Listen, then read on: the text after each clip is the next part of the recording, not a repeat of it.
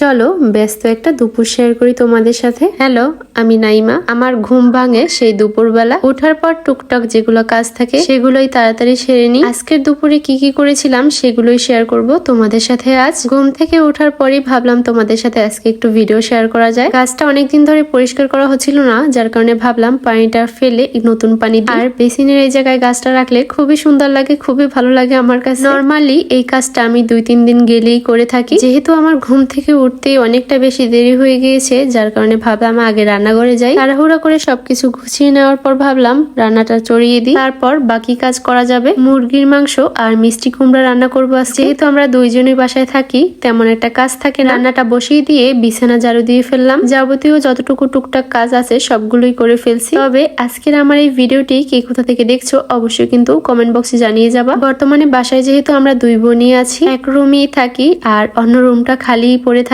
সকাল হলেই সবকিছুর দরজা জানলা খুলে দেওয়া হয়। রুমটাও ভালো করে পরিষ্কার করে নিলাম। তারপরে আরো কিছু যাবতীয় টুকটাক কাজ করেছিলাম, সেগুলোর ভিডিও ক্লিপ আর নেওয়া হয় না। সবাই ভালো থাকবা, আল্লাহ হাফিজ।